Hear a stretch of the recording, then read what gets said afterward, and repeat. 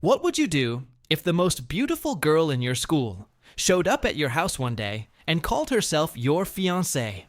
That's exactly what happens to Eiji, a broke, introverted otaku who eats bean sprout soup every night. When a childhood act of kindness triggers a chain of events that ties his family to one of the most powerful corporations in the country.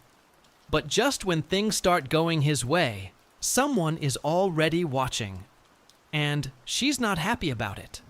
Eiji Nikaido is broke. Not just tight on cash broke. We're talking bean sprout miso soup every single night. Barley tea brewed twice from the same leaves. Can't afford a $15 cake kind of broke. And the wildest part? He's the one holding this household together. He lives with his single dad, a struggling novelist whose books absolutely do not sell. The man means well, but Eiji is the one cooking, cleaning, and keeping the lights on. He's grateful his dad raised him alone. Don't get it twisted. But when your father's biggest flex is calling you a savior for making bean sprout soup, you know things are rough. His mom passed away, but before she did, she left him with something that stuck. She knelt down, looked him in the eyes, and told him, "Be kind to others, spread joy, make everyone around you happy, and never ever ask for anything in return, because if you do that long enough, someday God might just reward you with a nice little present." Eiji took that lesson and ran with it, maybe a little too far. One morning, he heads out for a job interview, and on the way, he spots a lost old woman wandering the street, confused, alone, clearly needing help. He can't just walk past her, so he stops, helps her out, walks her where she needs to go, even though it takes him completely in the wrong direction from his interview. And yeah, he's late. Again. Turns out this is why Eiji is always late. He's constantly stopping to help strangers, and he never tells a soul about it. Not his friends, not his teachers, nobody. He doesn't do it for praise. He just sits down at his desk, sighs, and moves on with his day like nothing happened. Meanwhile, his classmates are living in a completely different universe. They're chatting about mixers and cafes, bragging about girlfriend anniversaries and influencer DMs. $15 for a slice of cake? That's Eiji's food budget for an entire week. He buries his face in a book and tries not to think about how far apart their worlds really are. But then there's this girl in his class, Aoi. She's beautiful, she's kind to everyone, she's smart, and one of his classmates won't stop going on about her. Her face is totally an S tier. She has an amazing personality. And oh, by the way, her grandfather is the president of the Jogasaki Group, one of the biggest conglomerates in the entire country. The guy puffs out his chest and declares that a perfect girl like that is only fitting for someone like him. Eiji's friend leans over and mutters that their personalities don't match at all. Smart man. Class ends. Bell rings. Eiji heads home. He walks through the front door, kicks off his shoes, and freezes. There's a pair of women's shoes at the entrance, elegant ones. That is very, very new. His dad rushes up to him, barely holding it together. Eiji sheepishly admits he failed the job interview, but his dad couldn't care less about that right now. There's something way bigger happening. A girl steps forward from inside the house. Long, dark hair, calm smile, school uniform still on. It's Aoi, from his class, standing in his living room like she belongs there. She bows politely, says she hopes they can get along well, and then drops a single word that turns Eiji's entire world upside down. Fiancé. His dad completely loses it. Fiancé? When did you start going out with such a beauty? Explain this to your father right now. Eiji is just as lost. He's stammering that they're only classmates, that he has absolutely no idea what's happening, that someone needs to explain this to him too. But Aoi? She's not confused at all. She's beaming. And she launches into the full explanation at 100 miles an hour, barely pausing to breathe. Her grandmother, that lost old woman Eiji helped on the street, she noticed his school uniform and realized he went to the same school as Aoi. She told Aoi's grandfather, and the old man was so impressed that Eiji went out of his way to help, even though his school was in the completely opposite direction. So what did Grandpa do? He used the full resources of the Jogasaki Group to investigate who this boy was, and what they found changed everything. Eiji is the grandson of the chairman of the Nikaido Company, a corporation with just as much influence as the Jogasaki Group. The two companies had already been discussing a business partnership, and the families decided this was the perfect moment to seal the deal with a marriage arrangement. Eiji can barely keep up. He tells Aoi she just hit him with a mountain of brand new information all at once, but she doesn't care. She's too happy. She gets way too close, gushing about how glad she is, and Eiji panics, telling her to back up because this is way too sudden. Now here's where it gets deeper. Eiji confronts his dad later that night. He's never met his grandparents on his mom's side. He always thought that was weird but never pushed it. His dad gets quiet and then finally tells the truth. Eiji's mother, Kyoko, was the only daughter of the Nikaido family. She fell in love with a broke, unsuccessful writer. The family didn't approve, so they eloped, and Kyoko was kicked out of the Nikaido family entirely. Eiji is stunned. His dad laughs nervously and says it sounds like something straight out of a novel, right? Eiji is not amused. If the Nikaido family rejected his own parents' marriage, then there's absolutely no way this engagement with Aoi should be happening. The whole thing is built on a lie, or at least a misunderstanding. But Aoi's family doesn't see it that way. His dad gets serious. Everything Aoi said was true, and the Jogasaki group's intelligence doesn't make mistakes. Whether Eiji likes it or not, he has Nikaido blood running through his veins. That's a fact. That night, Eiji is lying in bed screaming into the void. How is any of this real? He's made up his mind. He has to reject the engagement properly. But there's a problem. He's never dated anyone in his entire life. How does someone who's never had a girlfriend break off an engagement he never agreed to? What does he even say? I can't get engaged with you. That sounds incredibly narcissistic. But the story isn't done with him yet. We flash back, years ago, to a park at dusk. A little girl sits alone on a swing, crying. Her parents promised they'd come home today, but they didn't. She's calling out for them, sobbing quietly when a boy walks up. He asks if she's okay. She looks up at him, and he hands her something. Flowers. White ones. His mother's favorites. A special gift, just for her. That boy was Eiji, and that girl, she never forgot. Not for a single day. She whispers the word special to herself. Flustered, heart racing, a flower tucked in her hair, just like the ones he gave her all those years ago. He smiles warmly, says he has to go, and runs off. She's left standing there breathless with one thought burning in her chest. She has to find him again. She has to thank him. Back in the present, Eiji suddenly grabs Aoi by the shoulders, then immediately catches himself. He pulls back, face red, and apologizes. He says he got ahead of himself and couldn't resist, that he started acting shamelessly, and it won't happen again. Aoi just stares at him, hands pressed against her blushing cheeks. She has no idea what he's apologizing for, but she doesn't look upset. Not confused, not annoyed, not uncomfortable. If anything, she looks like she's exactly where she wants to be. Chapter 2. The next morning, Eiji steps outside his front door, and Aoi is already there, just standing in front of his house, bag in hand, smiling like this is the most natural thing in the world. She says they're heading to school together, obviously, because they're engaged. Eiji tries to explain that if they walk to school side by side, every single person is going to assume they're dating. Aoi tilts her head, confused. What's there to misunderstand? They already made the engagement promise yesterday. That means they're in a relationship. She stares at him with those big, sincere eyes, and he absolutely cannot handle it. He bolts, just sprints ahead, yelling that he'll go on first. At school, Eiji spends the whole day trying to work up the courage to say something. He decides he's going to reject her properly. No more running away. He gulps, walks up to her, and calls her name. She turns around instantly, eyes bright, completely open. Yes? What is it? And he freezes. The words won't come out. He mumbles that it's nothing, apologizes, and walks away. Internally, he's tearing his hair out. Why does someone who's never dated a single person have to be the one to break off an engagement? Then Aoi catches him off guard with something he never expected. She asks if he likes terrine. It's one of her favorite foods. She starts rattling off recommendations. Duck confit with seasonal vegetable fritters, spinach and bacon quiche. Things Eiji has never even heard of in his life. He doesn't know what a terrine is. He doesn't know what confit means. But she's so excited she doesn't even notice. She opens up this enormous, gorgeous bento she made for both of them. Eiji hesitates, picks up something colorful, and takes a bite. His eyes go wide. It's unbelievable. Every single thing in this box is restaurant-quality food. Not that he's ever been to a restaurant, but he's pretty sure this is what it tastes like. Aoi is watching him eat with her heart pounding, blushing, barely able to contain herself. She asks if it's good, and he tells her it's delicious. She lights up like it's the best thing anyone's ever said to her. After school, Aoi follows him home. Eiji notices and asks why she's walking in his direction. Her house definitely isn't this way. She doesn't even blink. Since they're already lovers, it's only natural to spend their after-school time together at home. Eiji shuts that down immediately. Absolutely not. No way. Impossible. His dad isn't even home today. She considers this for a moment, then nods and says she'll just greet his father properly when he returns. And before Eiji can stop her, she walks right inside. She sees his room, and her eyes light up. Anime posters on the walls, manga figurines on the shelves, light novels stacked everywhere. She calls it unique and fun.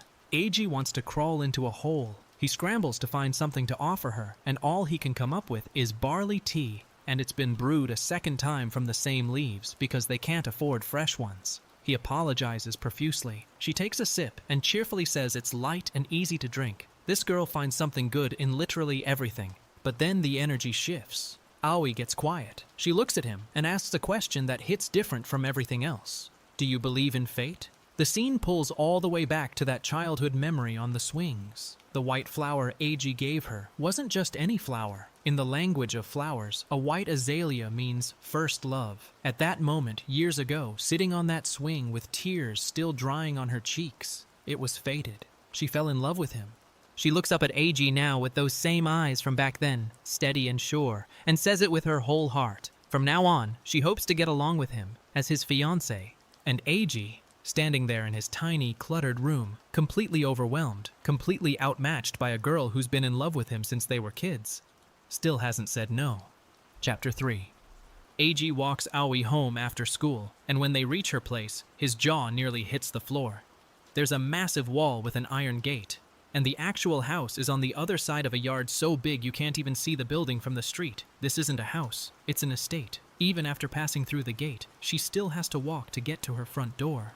Eiji is standing there realizing the gap between their worlds is even bigger than he thought. Before she goes, Aoi asks him for a favor. She noticed the manga in his room, the Gyaru next door, and she wants to borrow it. Eiji warns her there are quite a few volumes, but she doesn't mind. She wants to know about the things Eiji likes. He hands over the books, and she thanks him warmly, saying she'll read them tonight. He watches her disappear beyond the wall, still processing everything.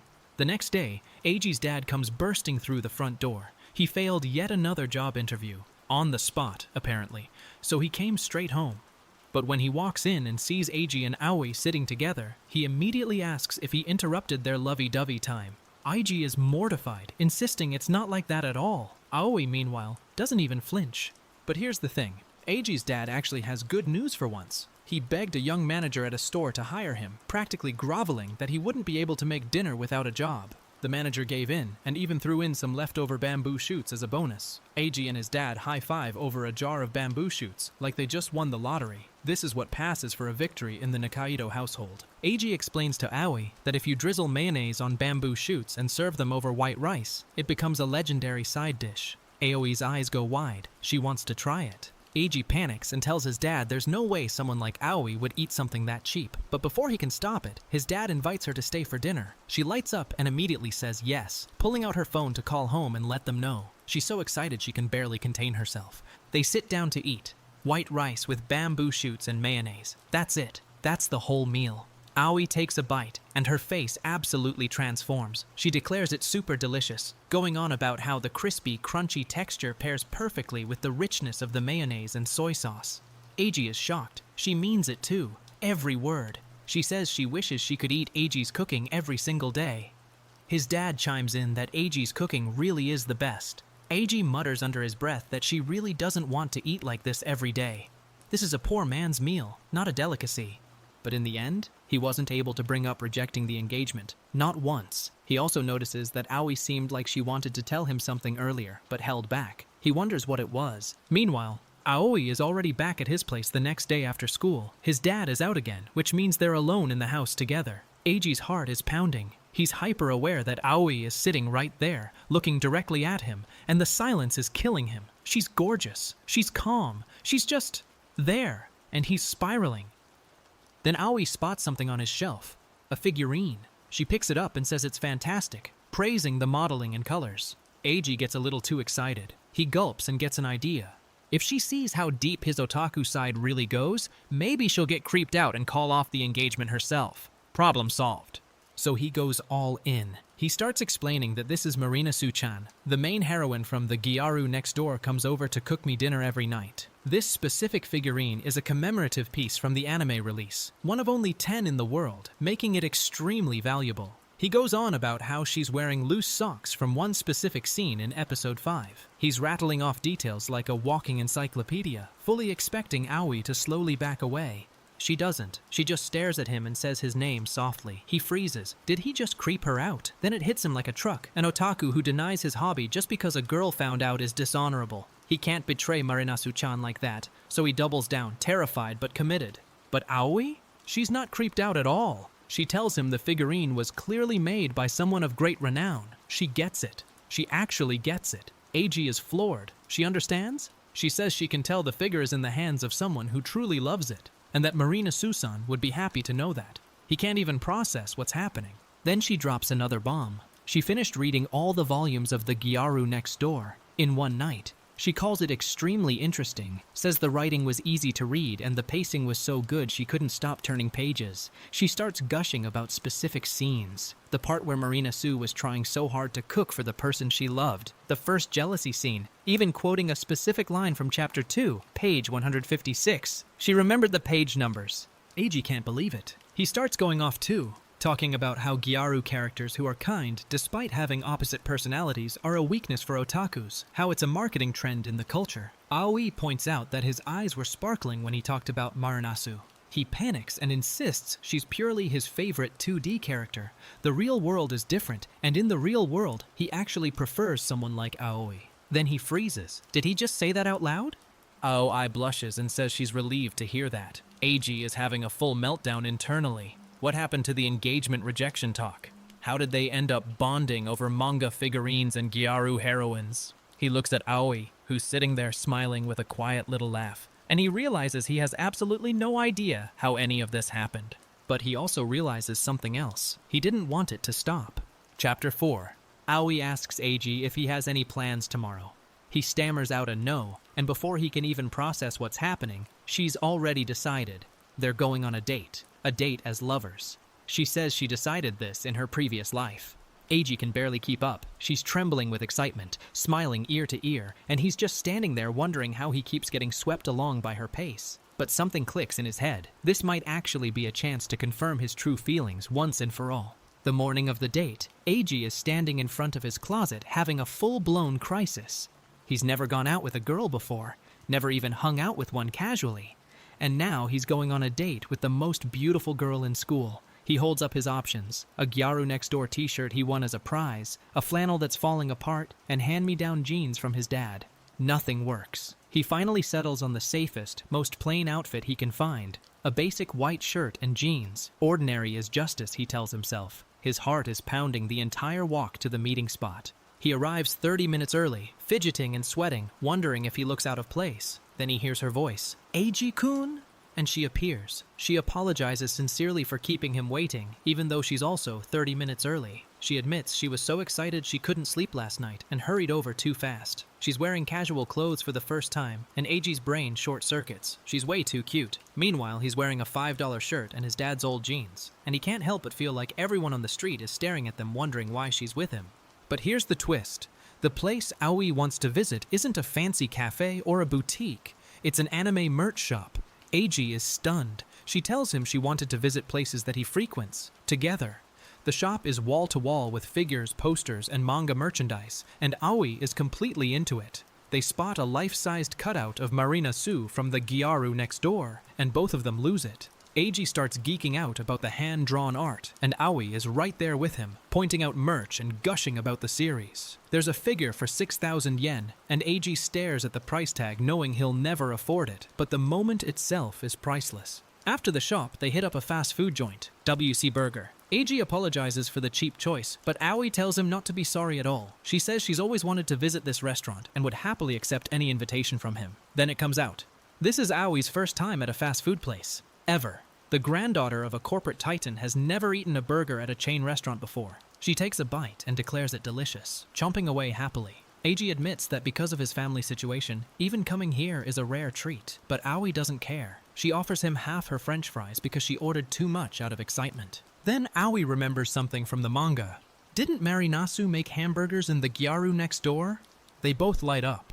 The way the food was described in the book sounded incredible, and they start going back and forth about how the series could pass as a gourmet food story, even though it's a love comedy.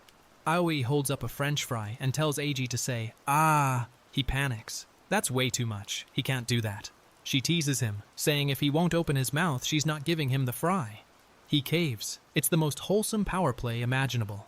Walking home after the date, Eiji is lost in thought. The time he spent with Aoi was filled with so much fun.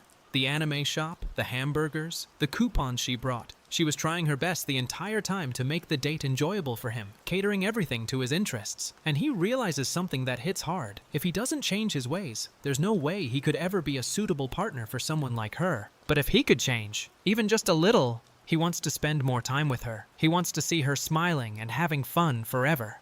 The next morning at school, a new player enters the picture. A guy named Shigeru, the same one from before who was obsessed with Aoi, notices them walking in together again. He confronts Eiji in front of the class, demanding to know why he's always with Aoi. Someone saw them hanging out at a shop yesterday too. Eiji scrambles for an excuse, saying it just happened that they were heading the same way. But Shigeru isn't buying it. He accuses Eiji of stalking Aoi. Before Eiji can even respond, Aoi steps in. She shuts it down completely. Eiji wasn't stalking her. She wanted to be with him, and she's doing it of her own accord. Shigeru is floored. He can't believe Aoi actually likes Eiji. He says it's not a good match at all. But Aoi doesn't flinch. She tells him that's not something for others to decide. Shigeru backs off, stunned, muttering about introverted otakus. Eiji decides it's better to just let him think they're not dating so it doesn't cause trouble for Aoi. No one would believe they were together anyway. But walking home that day, Eiji finally admits something to himself. How could an introverted, poor otaku like him ever deserve someone as beautiful as Aoi? And yet, he really enjoys being with her. He says it out loud, quietly, almost to himself. Aoi-san. She turns, and in that moment, everything he's been holding back is right there on his face. All this time, he'd been obsessing over how others saw him, whether he matched her as a fiancé, whether he was good enough. But what actually matters, what's truly important, are his own feelings, and he was more hung up on appearances than anyone else. Chapter 5. The news is out. The whole class knows. Aoi and Eiji are dating, or at least, that's what everyone believes now. And the reaction isn't what Eiji expected at all. His classmates swarm him with congratulations, cheering and slapping him on the back. They tell him they'd noticed the two of them getting closer recently, and they're glad it's him because he's always been a nice guy. One of them mentions how Eiji lent him his notes when he missed a day of school. Another says he always helps clean up after gym class. Someone else remembers how Eiji treated their wounds when they got hurt. They all agree. No wonder Aoi fell in love with him. Eiji is completely blindsided. He had no idea anyone even noticed the things he did. All those small, quiet acts of kindness he never talked about. Turns out people saw them the whole time. He's being pulled aside by classmates congratulating him, and he doesn't know how to react. But just as the moment is settling in, a voice cuts through the celebration like a blade. Shigeru storms in screaming for everyone to stop. He's furious. It was just getting to the good part, and there's no way he'll let Eiji say whatever he was about to say. He declares he will never accept the two of them being together, then dashes off in a seething rage. Eiji watches him go and mutters that they don't need his approval anyway. But the damage, or rather the public declaration, is done. The whole class is now buzzing about it. Aoi and Eiji, together, for real. Then someone brings up Eiji's dad. What does he do for a living? Eiji answers without hesitation. He's a novelist. Sure, he doesn't sell many books and he hasn't released anything lately, and he's hopeless at keeping part-time jobs. But he raised Eiji as a single parent, all by himself, and no one has the right to make fun of him for that. Shigeru scoffs. A novelist who can't sell books? That's disgraceful at his age. But Eiji doesn't waver.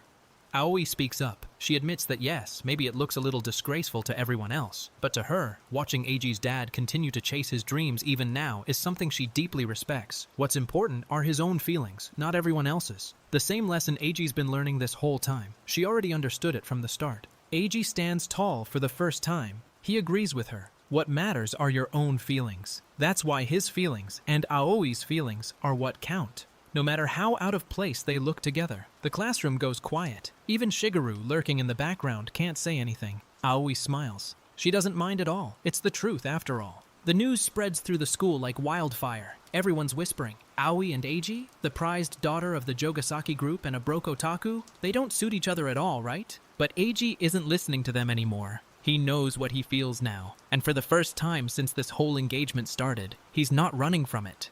But somewhere else, someone is watching. A girl with light hair and a calm, unsettling smile holds up her phone. She whispers something quietly, thinking only about your own happiness. She won't forgive him. I won't forgive you, Eiji-senpai. To be continued.